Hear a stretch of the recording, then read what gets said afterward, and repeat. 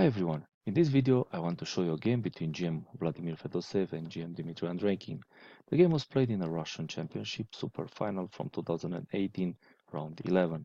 When I saw this game I was impressed of Andreikin's good positional understanding in all phases of the game. Also, the game was very important in the final standings because the winner of this game could win the Russian Championship. Let's see the game and analyze it from the point of view of opening, middle game and end game. As we know, in an opening we need to follow the principle of the least active piece, bring our pieces into the game, make castle and connect the rooks. White started with d4, knight to f6, controlling e4 and d5 squares, c4 and e6. If white plays knight to c3, black can reply with bishop to f4 and we would enter the Nimzo-Indian defense. But white avoids this and play knight to f3. b6, and with this move we have the Queen's Indian defense. Black wants to put his light square bishop on the long diagonal. a3, and this is the Petrosian variation of the Queen's Indian. With this move, white protects b4 and prepares knight to c3. Black continue with bishop to b7, and in this position white plays a rare move, bishop to f4. White wants to control h2, b8 diagonal, but in the same time leaves the dark squares weak on the queen side. Black sees the drawback of this move and plays g6, intending to put the dark square bishop on the long diagonal. In the database, there is only one more game played in this variation, and white managed to win by playing e3, a different move as in the game. The game was played by Gretarsson and Turner in Helensburgh 2013. Maybe this g6 move was a surprise for Fedoseev. White continue with knight to c3, bishop to g7, next will be castle, e3, valid pawn move, allowing the light square bishop to develop. d6, a pawn move that blocks the bishop from f4, frees e7 square for the knight to come, and prepares in the future e5, bishop to d3, knight bd7, and both players castle. White needs to move his queen and his opening is finished, but he saw that black can win his dark square bishop if he does this. So in the game he played e4, a move that allows his bishop to go back, but in the same time blocking his light square bishop. Let's see what happens if white moves his queen, for example to d2. We would have e5, d takes on e5, d takes on e5, knight takes on d5, knight to h5, attacking the bishop, knight takes on d7, queen takes on d7, and white cannot save his bishop. That's why in the game we had e4, e5, attacking white center, creating contact between the pieces, and usually the tension should be maintained, unless it gives you a concrete advantage. White moved his bishop back to e3. Another way was to go forward to g5, following the principle of the maximum activity. And after this move, black took on d4, removing the tension between the pieces, and helps white to go forward with his knight. Rook to e8, bringing the least active piece and attacking e4 pawn for a third time. White defends this pawn with f3, c6, intending to play d5, attacking again white center. Bishop to f2, this is a move back. Better was to go forward to g5, pinning the knight to the queen, d5, and we have a series of exchanges in the center with c takes on d5, c takes on d5, e takes on d5, knight takes, and bishop takes on d5. Black is equal in this position. Queen to d2, white finishes opening, his rooks are connected, the king is safe and all other pieces are developed. And black does the same with queen to f6. We have a middle game position and black needs another plan. After we developed all our pieces, we need to start an attack. And for this, we need to find opponent weaknesses, which are weak pawns and weak squares on the fourth and on the third rank.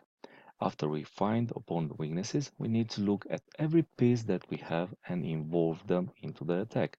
In this position, white has a weak pawn on b2, but this is very hard to attack for the moment. As for weak squares, we see that white has h4, f4, e3, d4, d3, c4, b3, and a4.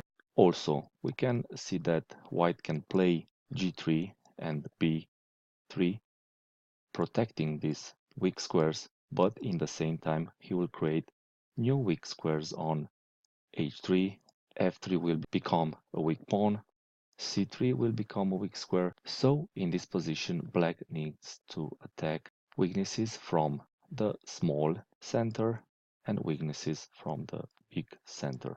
In our case, black targets should be f4, e3, d3, e4, and c4. Looking at the black pieces, the queen stands well on this position, putting pressure on the long diagonal. For the rooks, we can put the e-rook on the d file in order to attack d4 and d3. The other rook can come to c8 in order to infiltrate on the second rank or on the third rank, depending of the situation. The bishop stands well on d5 because it controls both sides of the board. The knight from d7 can jump to c5, attacking the bishop, trying to get the bishop pair. So our middle game plan is done, and let's see what happened in the game. White continued with rook a to d1, bringing the least active piece into the game. Knight to c5, attacking the bishop, bishop to c2. Now black needs to improve his rooks. If he tries to bring the a rook to d8, white can try to exchange one pair of rook with rook f2 e1, and black doesn't want this.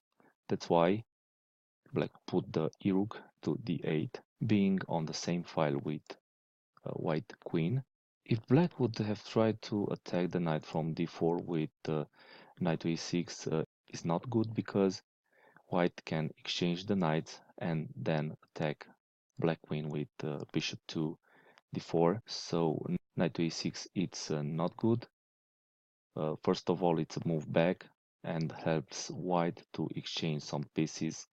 In the middle game, we need to look for attacking moves in opponent territory. If attacking moves are not working, we need to use the principle of the least active piece and bring our pieces into the game.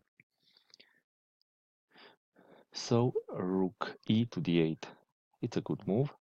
White continue with queen to e3, getting out of the pin. The drawback of this move is that the queen is no longer defending the second rank, and the only piece that defends the bishop is the knight. And black can attack this knight now with knight to e6. White exchange it, bishop takes, and we can see that b2 is under attack, and white pushes this pawn to b4. When we have changes in the position, we need to make corrections to our plan. Changes in the position mean pawn structure and material. We can notice that b4 leaves a3 backward pawn. Also, this move created a new weak square, which is c3, and black can bring the other rook to c8, attacking the unprotected bishop with tempo, and then infiltrate on the third rank, attacking the queen and the pawn.